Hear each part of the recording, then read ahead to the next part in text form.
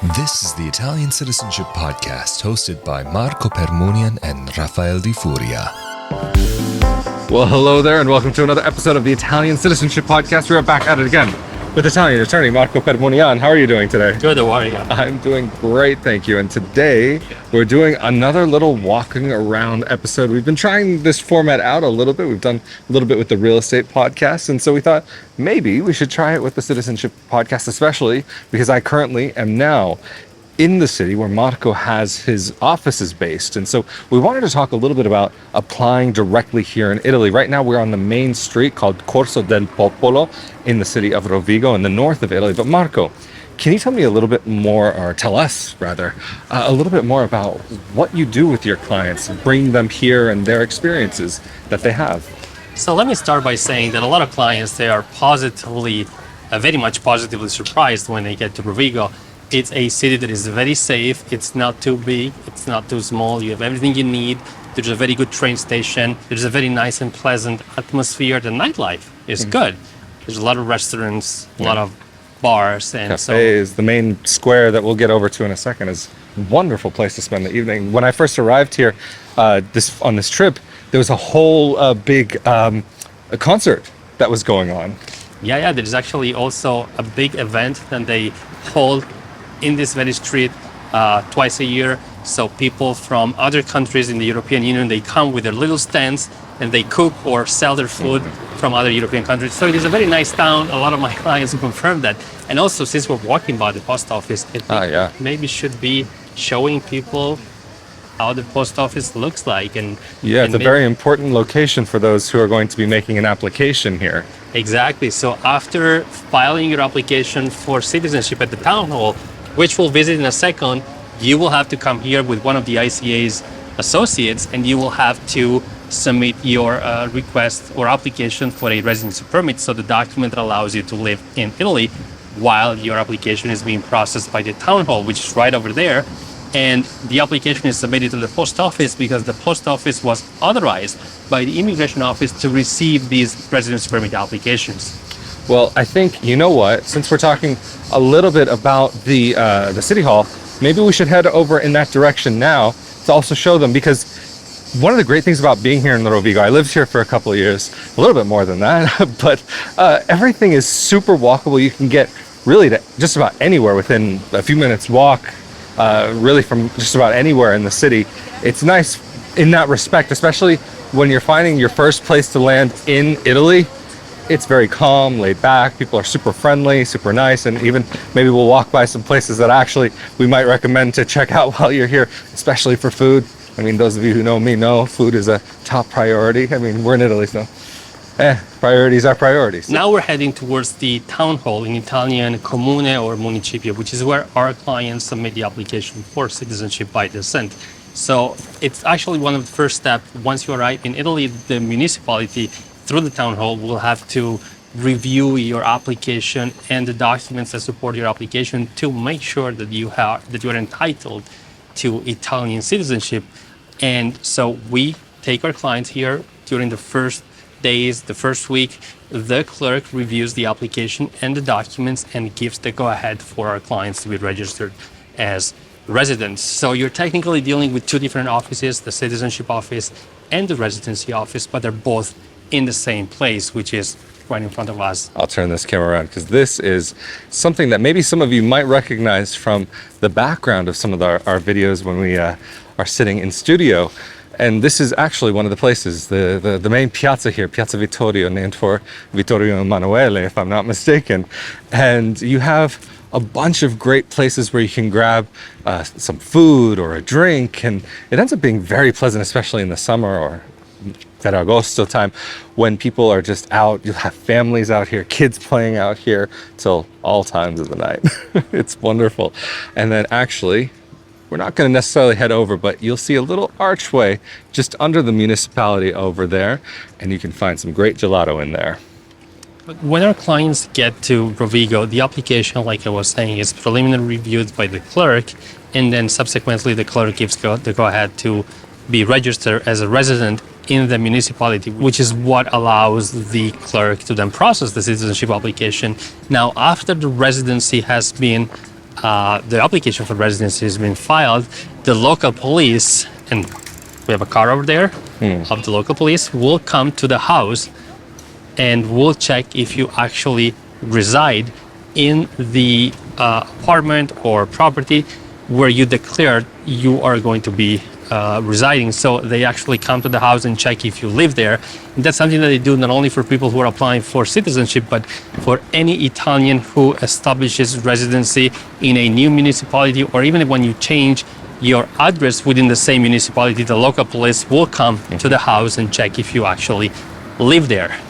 Actually, a good example of that is something that happened to me, that I was living in one apartment here in Rovigo, and I ended up moving to another apartment. Even though it was in the same building, they ended up coming to do another residency check, even though I had only moved like a few floors down. But actually here, you'll see this is the main entry into the Comune, into the town hall, and these porticos keep things really nice and actually covered when it's really hot, especially on a day like it's been recently. And Marco was talking before about the local police. You can see one of their cars just over here. And you also have a couple different types of police here, because even if I'm not mistaken, actually also for another part of the residency, like actually having your permission to stay here, you do also have to deal with the police that you'll find in another part of town as well. Exactly. So right after the local police, the municipal police has verified your residency address, you can apply for citizenship, so submit all of your documents. The clerk will start reviewing your application, but in the meantime, you have to apply for a residency permit through the post office, which is where we were before, and the post office will forward your residency permit application to the Questura, which is the police headquarters. They also deal with immigration, so you will have at some point to go to the Questura to finalize your residency permit application, and they are the ones that will process your residency permit application, and that document is what allows you to reside in the country while the town hall, which is behind us, is processing your citizenship application. And actually, just as we get off of the Piazza Vittorio here, we're moving up to Piazza Garibaldi, named for the very famous Garibaldi, who was a major figure in actually helping to bring the country together, unify the country. And actually, before we get there, there's a local business. If you are looking for men's clothing, both, I can say, I think fairly, the two of us really enjoy the store behind us called Woodman. They've got some really, really great clothing there. And the guy who runs it, very sweet guy. Also an English speaker. But here we are at Piazza Garibaldi. And actually, right now, Marco, we happen to be walking in the opposite direction of the Prefectura. But what would their role be if somebody is going to be applying for citizenship, and what kind of citizenship as well? The Prefectura is a local office of the central government, and they have a very specific purpose or function when it comes to processing applications for citizenship through marriage. So if somebody is married to an Italian citizen and is residing in Italy, they will have to submit their application through the Prefectura, which is behind us. And the same applies to people who want to get citizenship through residency. So if somebody is residing here in Italy, they will have to submit their application for citizenship through residency through the local Prefectura.